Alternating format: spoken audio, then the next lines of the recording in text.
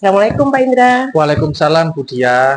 Alhamdulillah. Gimana kabarnya Pak Indra hari ini? Alhamdulillah kabar hari ini baik. Kalau Bu Dia sendiri gimana kabarnya? Alhamdulillah sehat. Alhamdulillah. Iya, gini Pak Indra, kita langsung saja ya. Iya Bu. Di sini saya sebagai observer dalam kegiatan coachingnya Pak Indra hari ini. Katanya Pak Indra akan melakukan coaching ya hari ini ya? Iya, iya benar. Nah, proses coachingnya Pak Indra dengan coaching hari ini, saya harap nanti saya bertanya dengan beberapa persiapan. Mungkin boleh ya saya bertanya tentang kegiatannya Pak Indra yang akan Bapak Indra lakukan ya? Oke siap Bu. Apa saja mungkin yang harus saya jawab? Oke, sebelumnya saya akan menerangkan rubrik penilaian yang ada. Pertama, saya harap Bapak sudah memiliki prinsip dalam kegiatan coaching ini, yaitu tentang kemitraan, kehadiran penuh, dan mendengarkan aktif, juga mengajukan pertanyaan-pertanyaan berbobot.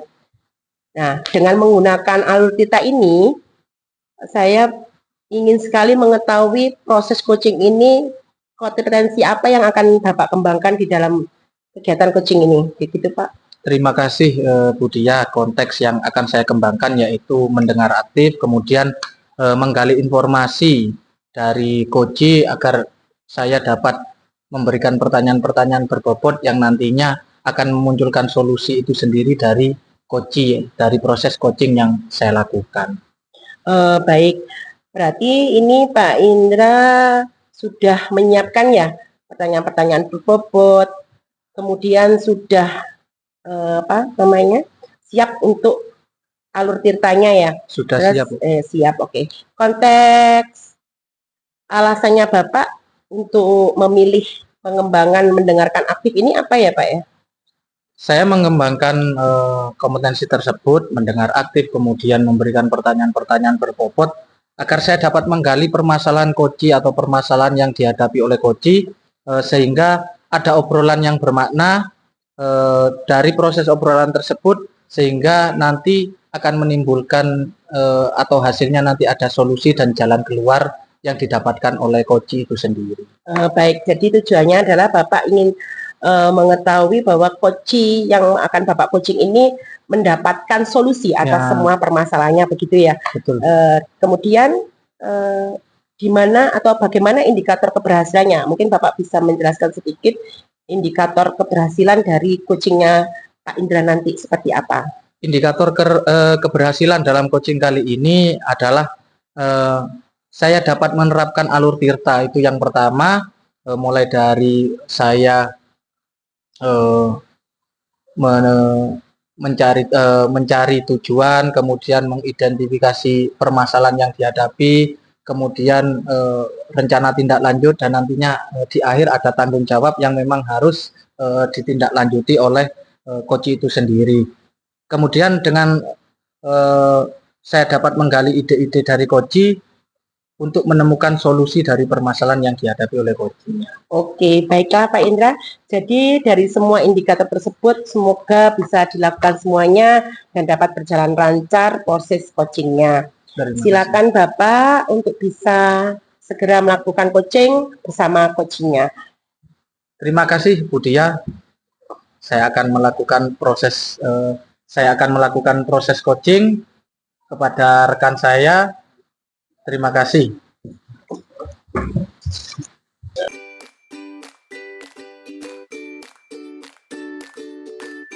Selamat siang Pak Septian. Ya, selamat siang Pak.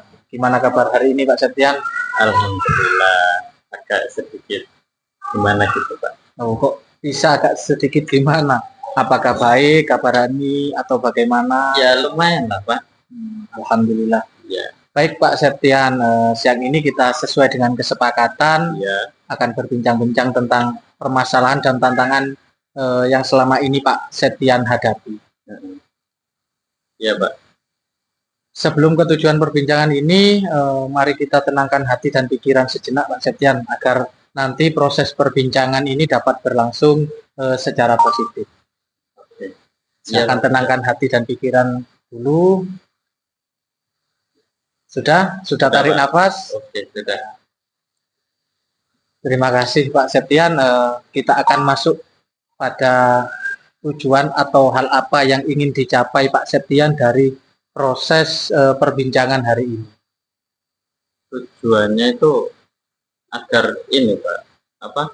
Kan akhir-akhir ini tuh saya merasa kurang enak hati, jadi saya ingin agak sedikit plong lah Pak untuk kerja, biar jadi proses ini tuh saya dapat bercerita banyak ke Pak Indra agar hati saya itu merasa tenang lagi Pak.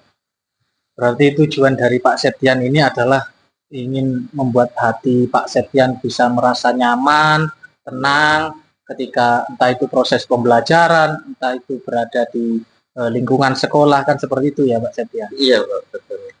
Baik, semoga dari perbincangan hari ini, perbincangan siang ini, kita dapat menemukan solusi-solusi alternatif-alternatif yang mana nanti Pak Septian saat datang ke sekolah ketika proses pembelajaran, hati dan pikiran Pak Septian menjadi plong.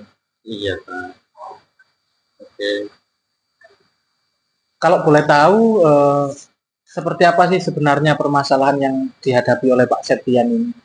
Gini Pak, kan akhir-akhir ini tuh saya tuh banyak sekali tugas Pak. Terus apa?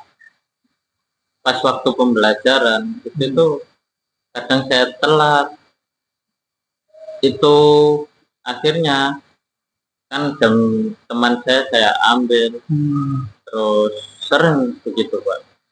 Lalu akhirnya teman guru ini ada yang protes ke saya, sehingga apa ya, untuk komunikasi juga itu agak terganggu dengan beliau Pak. Ya saya agak gimana gitu Pak, soalnya kan ya mungkin itu kesalahan saya juga Pak. Ya, jadi seperti itu ya. Kalau melihat cerita dari Pak Septian, mungkin bisa didalami lagi permasalahan yang Pak Septian hadapi tadi, cerita dari Pak Septian seperti apa kalau saya ingin tahu lebih dalam. Entah itu nanti terhambat atau terganggunya guru tersebut, apa proses Pak Septian berkolaborasi ataupun berkomunikasi sehari-hari, apakah guru yang tadinya jamnya diambil oleh Pak Septian itu mungkin ke Pak Septian perlakuannya seperti apa? Ya karena sering saya ambil itu Pak, beliaunya itu apa ya, kalau komunikasi akhirnya kalau ketemu saya itu agak gimana gitu Pak, agak melengos lah. Terus apalagi kalau misalkan ada kegiatan apa sekolah, Ya, beliaunya itu nggak mau. proses Atau kolaborasi gitu, nggak mau kerjasama. apa ya, kayak merasa berat gitu kan, kelihatan dari wajah gitu Pak. Oh, jadi Pak Septian sudah bisa mengetahui dari raut wajah Iya. seperti itu. Dari permasalahan yang dihadapi Pak Septian, apakah berpengaruh terhadap kinerja Pak Septian di sekolah? Kalau kinerja ya berpengaruh lah Pak. Kan kalau misalkan untuk berkolaborasi itu saya sama dia itu selalu pekerjaan itu tidak beres. Terus waktu jam ngajar karena saya ambil jamnya kadang gitu nggak datang. Kan ya gimana Pak, anak-anak itu kasihan Pak. Saya juga salah sih aslinya.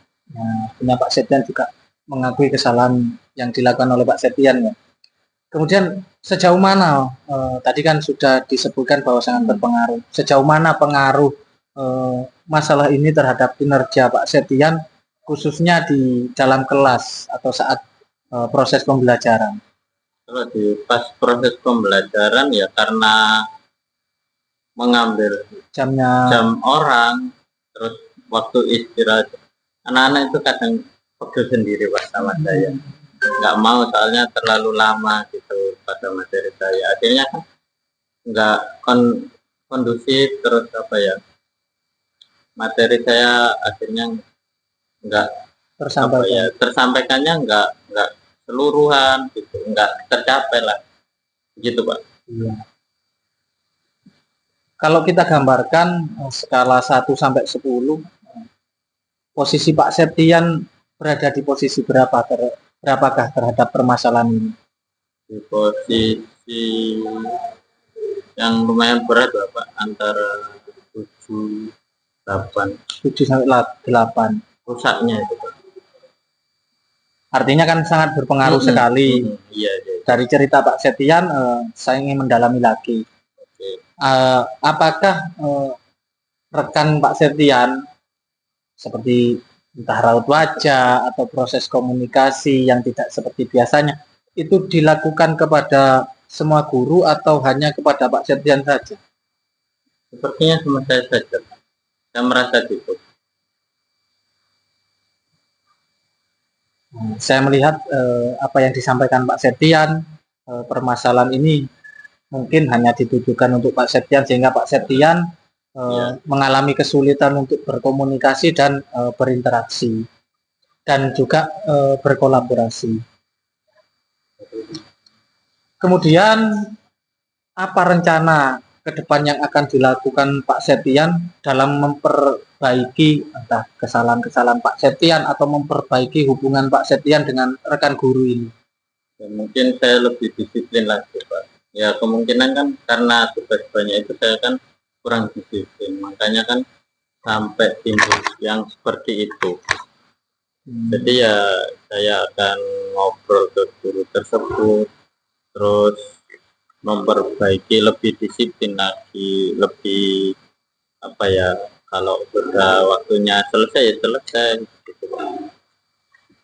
Dari rencana itu apakah Pak Septian sudah memikirkan hambatan-hambatan atau tantangan-tantangannya?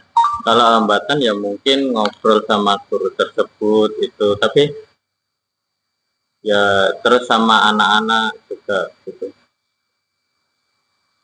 Nah, dalam mewujudkan rencana tadi perlu tidak keterlibatan atau dukungan dari pihak lain dalam upaya mewujudkan rencana itu? Perlu Pak. Ya kalau yang saya pikirkan itu ya perlu ke kepala sekolah sama rekan yang lain untuk membantu saya komunikasi. Betul, memang perlu kita melibatkan pihak lain dalam proses penyelesaian masalah.